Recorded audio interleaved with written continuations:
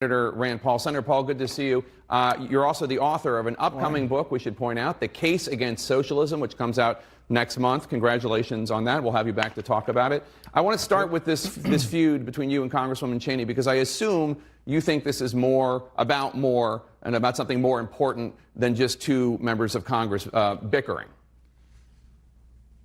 Yeah, no, I think this is a big issue, whether or not we should stay in Afghanistan. I can't meet a general who can clearly tell me what our national security interest is in Afghanistan. Most of the military, over 60% of the military who served in Iraq or Afghanistan, now think both of the wars should come to an end. So I think the president's right to do this, but I think we have to call out the Republicans who are preventing him. This is the Bolton-Cheney wing. Dick Cheney, to this day, still thinks the Iraq war was a good thing. The Iraq war, President Trump has said, was the biggest geopolitical blunder of the last generation. It destabilized the Middle East. It increased the strength of Iran. It tipped the balance towards Iran. So it really was nothing good about the Iraq war. And Dick Cheney, Liz Cheney, John Bolton, they still don't get it. They still are advocating for more regime change in the Middle East. The back and forth between you and Liz Cheney went even further when you took the fight to her home turf. You called into a Wyoming TV station. Let me just ask you, there's an open Senate seat in Wyoming next year. People are talking about Cheney running. Would you prefer that a different Republican fill that Senate seat? Well, one of the reasons we called into Wyoming is there are two state representatives who wrote an op-ed that we ended up retweeting and sending about.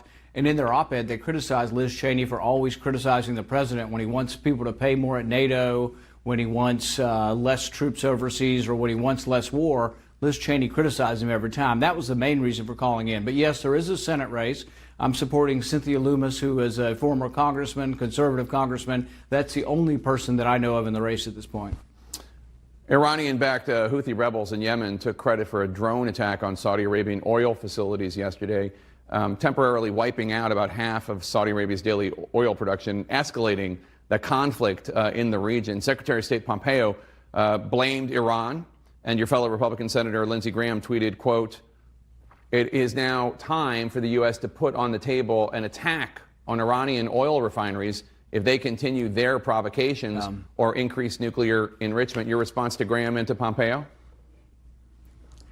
I think an escalation of the war would be a big mistake. This all comes from the Yemeni civil war, where Saudi Arabia is heavily involved in another country, indiscriminately bombing civilians, killing children, and then the Houthis are supported by the Iranians. So it's back and forth. But really the answer is trying to have a negotiated ceasefire and peace in Yemen, and bombing Iran won't do that. The other thing I would say is Iran's military spending is about $17 billion. Saudi Arabia spends about $83 billion. The Gulf sheikdoms around Saudi Arabia that ally with Saudi Arabia spend another 50 some odd billion. So really, the Saudis and their allies dwarf the spending of Iran, and this is a regional conflict that there's no reason the superpower of the United States needs to be getting into bombing mainland Iran. It would be a needless escalation of this, and those who loved the Iraq war, the Cheneys, the Boltons, the Crystals, they all are clamoring and chomping at the bit for another war in Iran. But it's not a walk in the park, and you have to tell that to the 4,000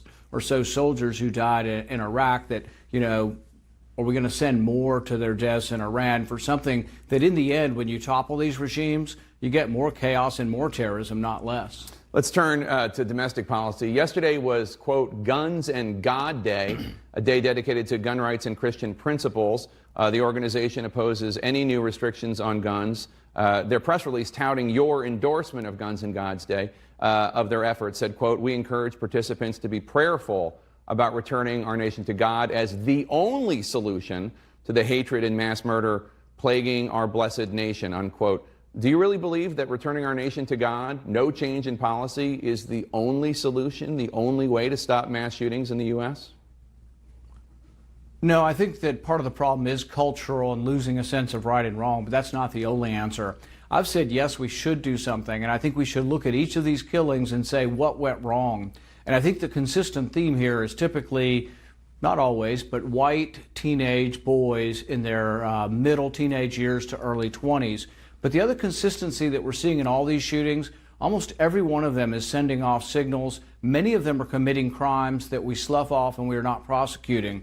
The boy in Parkland was said to have committed 23 crimes, The sheriff down there is more interested in talking about gun control than doing his job. He should have arrested this boy. At the school, he wasn't allowed to bring a backpack in because they already suspected he might bring in weapons to shoot people. He should have been prosecuted for terroristic threatening. We need to prosecute these boys, primarily boys or whoever they are, beforehand. And typically, I think this can be done. We're letting down. Do you remember the Orlando shooting that was so horrific? Mm-hmm.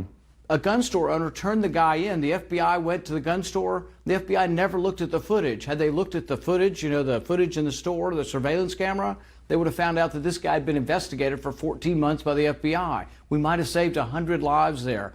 So let's look for where the answers are, and let's try to do something to prevent these shootings. So let me ask you, there are people in the Senate right now, Republicans and Democrats, talking about a red flag law, which would encourage states to pass laws that allow judges and others, family members, to take away somebody's guns after an adjudication process of some sort. Would you support that? Would you support expanding background checks?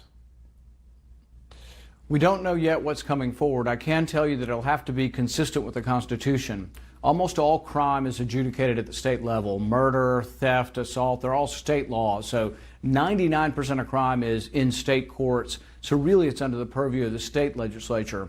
We already have some emergency protection orders in about 18 states. I think the states need to look at what's on the book and they need to enforce it. The thing we could do at the federal level that we're not doing, and I think this is a federal crime, is that when a felon goes in to buy a gun, 12,000 felons tried to buy a gun with the last statistics, and they were caught, and they didn't get a gun, but we didn't prosecute them. It is a felony for a felon to try to buy a gun, and if we know they're trying to buy guns, I think we prosecuted 12 out of 12,000.